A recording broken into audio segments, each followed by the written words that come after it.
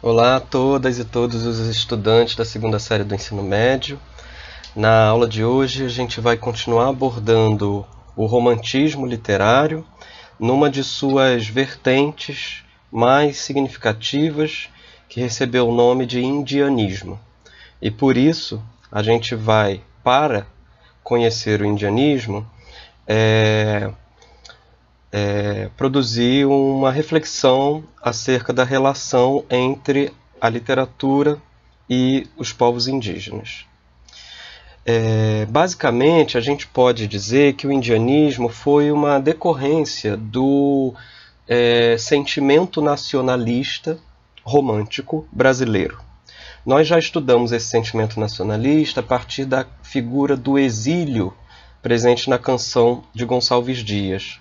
O exílio europeu do intelectual brasileiro que, na sua formação acadêmica, escolar, universitária europeia, reconhece no Brasil a sua matriz sentimental, a sua paisagem natural, afetiva, valorizando a natureza brasileira como uma natureza superior em comparação à natureza europeia. Ressaltei, quando nós estudamos esse aspecto, que justamente a paisagem social brasileira parecia apagada por essa visão. E a paisagem social que coadunou com essa visão foi justamente a dos povos indígenas. Ou seja, a imaginação de que esses povos, vivendo em harmonia com a natureza, vivendo nas florestas, representavam essa natureza exuberante brasileira.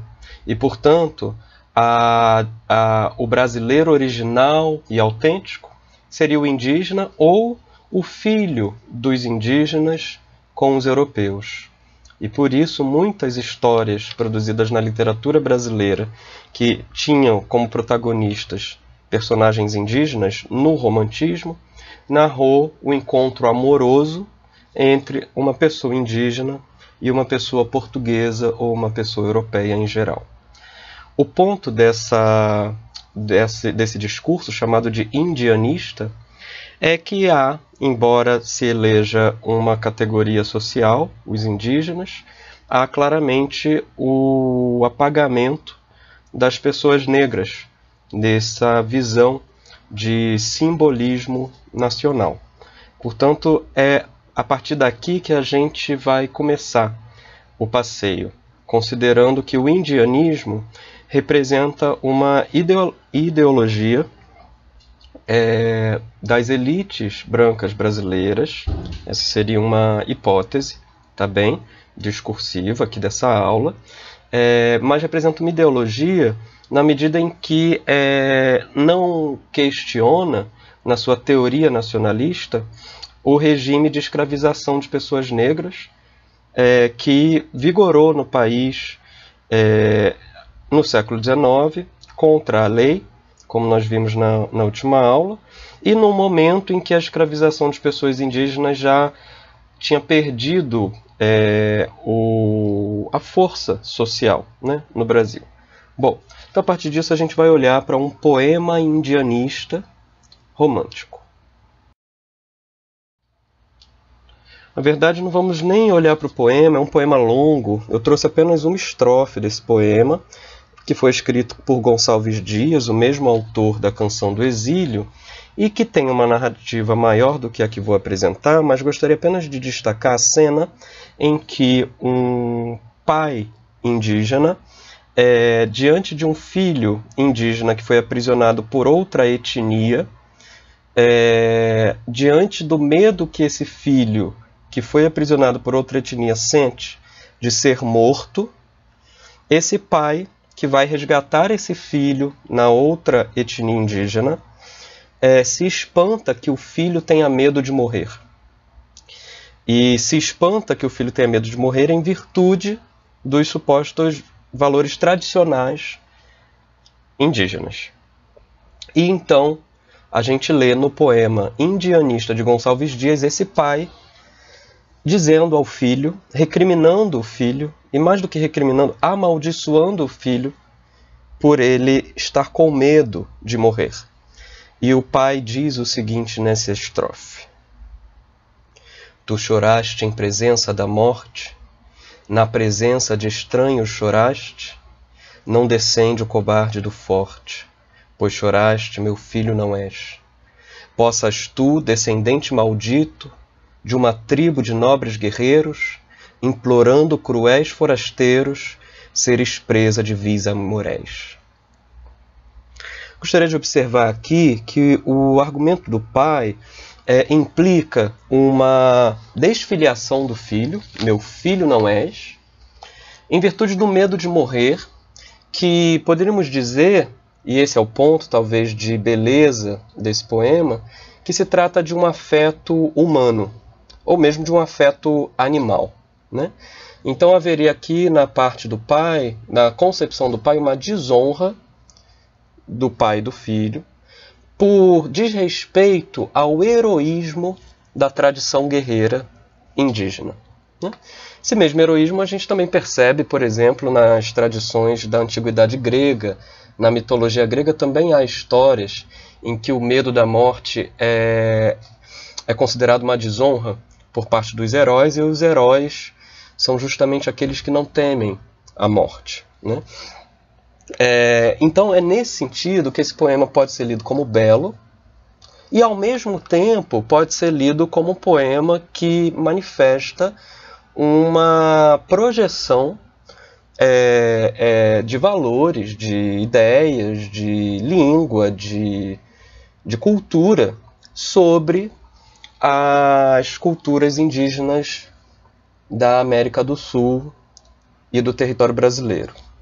A começar, claro, a gente está diante de um poema escrito em língua portuguesa e conforme a tradição da poesia europeia, né?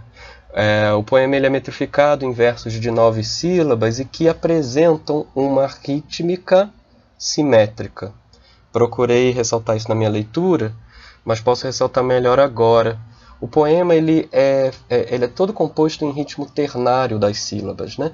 Então, quando eu leio as sílabas, enfatizando as sílabas tônicas das palavras, fica um ritmo guerreiro marcado. Tu choraste em presença da morte, na presença de estranhos choraste, não descende o cobarde do forte, pois choraste, meu filho, não és. Ta-ta-ta, ta-ta-ta, ta-ta-ta, ta-ta-ta, ta-ta-ta, ta-ta-ta, e por aí vai. São 9 sílabas a cada verso, sendo 2 fracas e uma forte, 2 fracas e uma forte, 2 fracas e uma forte, e, na maioria das vezes, uma última sílaba fraca, que a gente não considera na contagem silábica das sílabas poéticas. Ou seja, o que a gente está diante, portanto, aqui, de uma poesia que demarca a diferença cultural, embora ela pareça desejar comungar indígenas e brancos, indígenas e brasileiros, no sentido de perceber afetos comuns entre indígenas e brasileiros. No entanto, é preciso perceber que a tentativa literária de Gonçalves Dias e do indianismo em geral de se aproximar das culturas indígenas implica, na verdade, né, uma espécie de tradução para a língua portuguesa de uma cultura que, naquele momento, poderia dizer pouco conhecida, né? E muito violentada até hoje também, né? Ou de culturas em geral, seja daquela cultura específica que o Gonçalves Dias representa ou de algumas outras.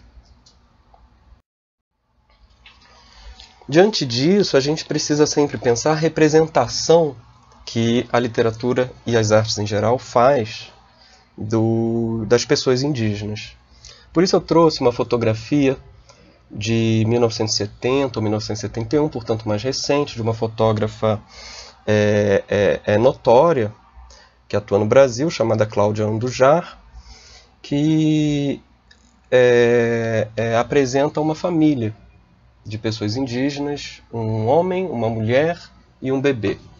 E essa fotografia ela traz a beleza, né, da noção de ciclo da vida, como se intitula a série, como se houvesse nela mesma um ciclo, né? O homem segura o bebê que se amamenta da mãe, que cata o cabelo do homem, que segura o bebê, que se amamenta da mãe, que cata o cabelo do homem. É um ciclo de relações que parece se fechar nele mesmo, autossuficiente, e com os elementos mais próprios, digamos assim, da imaginação sobre os indígenas, a parede de tábuas, o chão de terra batida, os corpos seminus, os adereços com miçangas e cordas, e há também um detalhe, né, no tronco do homem, que é um crucifixo, né, o que também marca, né, boa parte das pessoas indígenas, né, brasileiras que comungam de religiões de matrizes europeias. Bom, nesse sentido, a gente está diante de uma fotografia que apresenta alguma diferença em relação ao poema que nós vimos e alguma semelhança. Poderia dizer que a diferença em relação ao poema que nós acabamos de ler é que essa fotografia tem um caráter etnográfico, né? Ou antropológico, ou seja, ela procura documentar a vida cotidiana dessas pessoas, né? E isso não aparece ali no poema e no indianismo em geral, que tem no romantismo brasileiro um discurso heróico dos indígenas. Portanto, aqui na fotografia de Cláudio Andujar, que não é uma fotografia romântica, ou seja, é uma fotografia posterior ao romantismo, não estamos mais no século XIX, a gente está diante, no entanto, de uma poética, poderia chamar, uma poética indigenista.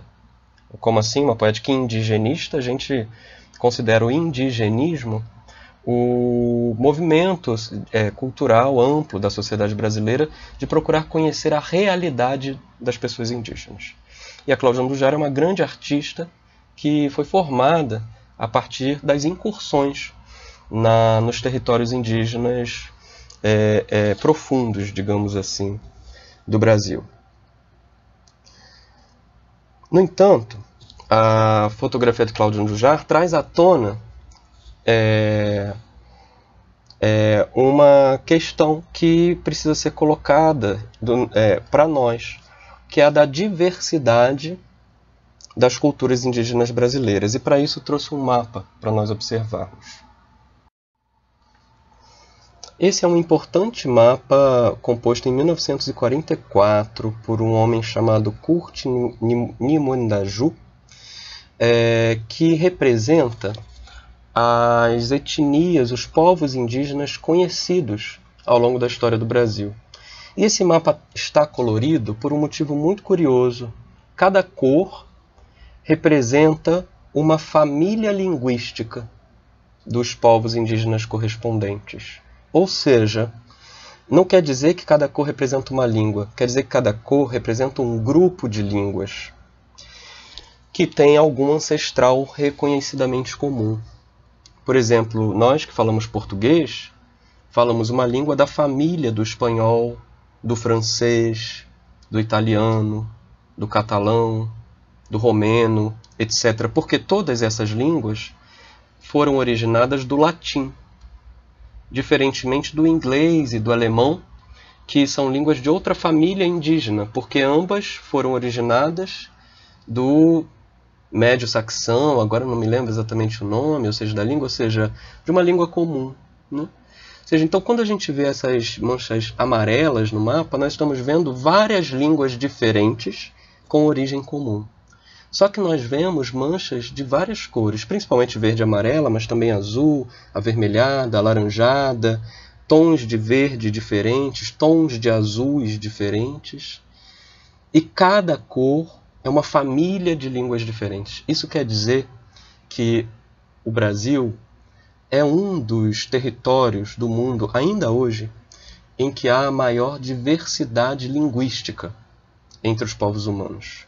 Ou seja, hoje no Brasil são faladas mais de 100 línguas. E isso é pouco conhecido entre os brasileiros, simplesmente porque ao mesmo tempo em que se falam tantas línguas diferentes hoje no Brasil, pelos povos indígenas, o português brasileiro é uma língua comum à imensa maioria dos brasileiros, né? Então, mesmo também muitos indígenas que falam suas línguas maternas, também são bilíngues e falam português. E a maioria das línguas indígenas faladas hoje no Brasil está ameaçada de extinção, justamente seja por conta da vulnerabilidade sanitária, social em geral, em que vivem as pessoas indígenas no Brasil, seja por conta da vulnerabilidade cultural, né, já que esses povos nem sempre têm seus próprios territórios para manter as suas tradições e, portanto, produzir a ancestralidade, manter a ancestralidade que possa valorizar suas culturas. Eu aproximei bastante o mapa no estado brasileiro. E olha só, aqui no Rio de Janeiro, que a gente pode observar. De amarelo, a gente lê alguns nomes como Tupinambá, Tupinaqui, Tamoio, Temiminó, Vaitacá, Guaru, Guaianã, Arari, Caxiné, Xumetopitá, e em verde, Puri, Coroados, Coropó. Ou seja, no território próximo do em que nós vivemos, habitaram povos indígenas de duas famílias linguísticas diferentes, e cada família linguística tinha povos diferentes no território em que nós estamos, né? Então existe essa frase famosa que vira às vezes um meme, né? Que o Brasil é um grande cemitério indígena, né?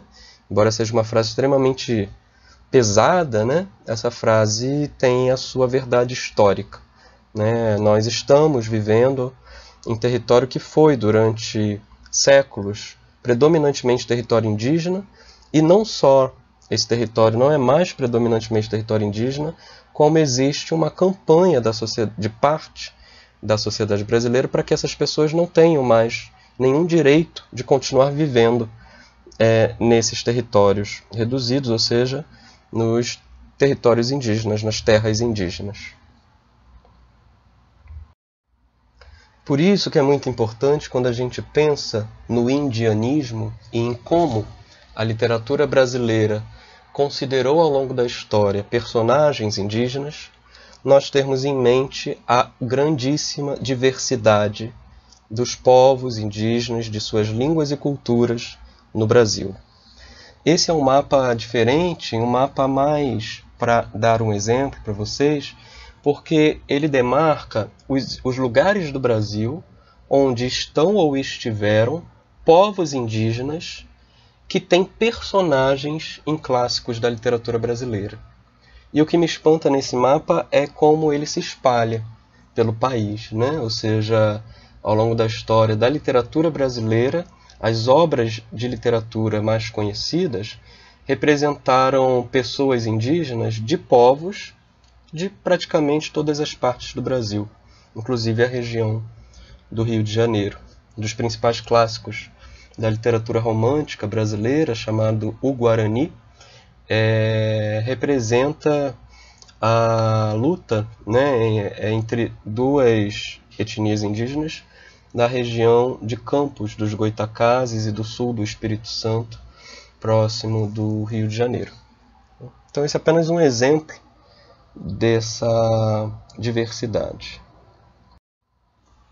E por isso, para encerrar essa apresentação a partir do indianismo, eu trouxe as palavras do xamã Yanomami Davi Copenaua, um indígena muito fundamental entre os povos indígenas que vivem no território brasileiro hoje, que vem pensando durante décadas como, de maneira muito impressionante para mim, né, e suponho também para muitas outras, pelo que percebo também para muitas pessoas não indígenas que tiveram contato com as ideias de Davi Copenaua, né, representando, portanto, a relação entre indígenas e brancos, tal qual ele percebe, né? Ele chama de brancos, né? Davi Copenaua vive na floresta amazônica, naquele que é o maior território indígena do mundo, que é o território Yanomami, e que preenche uma área de floresta amazônica na fronteira entre Brasil e Venezuela.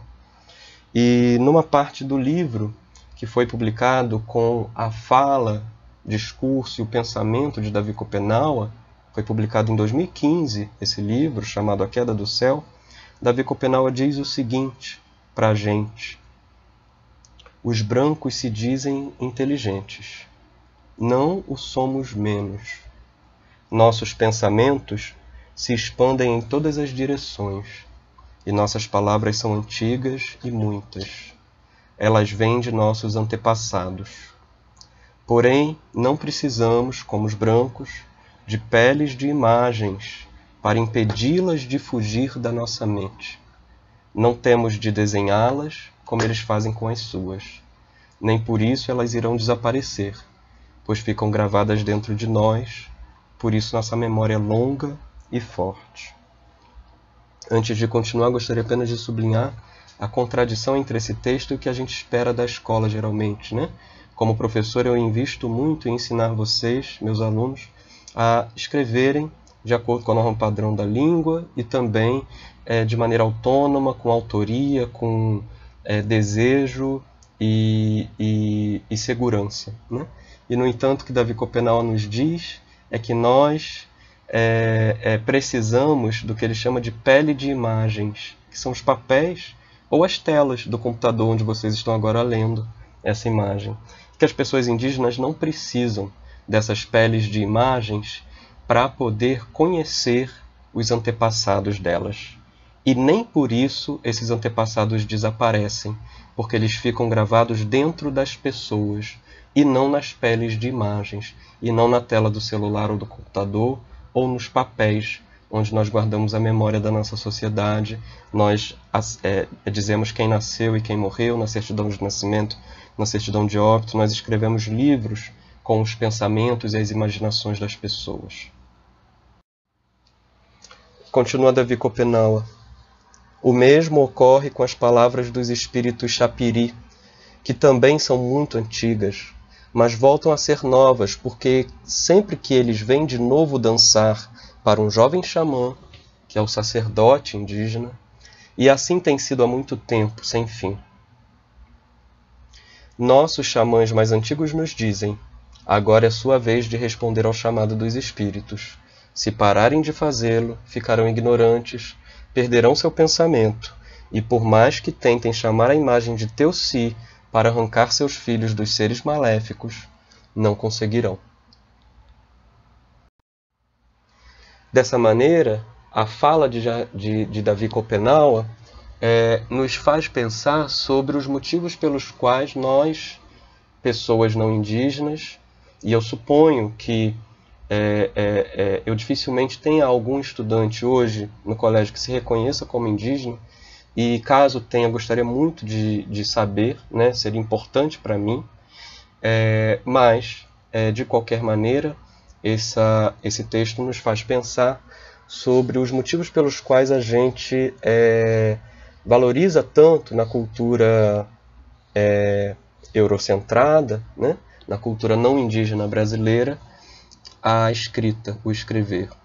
E como, mesmo na literatura, na arte do escrever, a gente jamais pode esquecer, e não só não esquecer, como a gente precisa olhar para a literatura oral, para a literatura feita pelas palavras, para as canções, valorizando tanto quem escreve o livro, quanto quem conta uma história, tanto quem escreve o livro, quanto quem transmite de geração para geração os saberes de uma família, os saberes e as histórias de uma cultura, os valores que nós recebemos e que vêm das pessoas que já não estão com a gente, mas de quem nós, no fim das contas, nascemos. Então, essa reflexão a respeito dos povos indígenas na literatura brasileira parece nos ensinar sobre uma certa ética do estudar, uma ética da leitura, né, e uma ética da própria literatura. Foi essa a exposição de hoje, espero que vocês estejam gostando. Um abraço e até a próxima semana.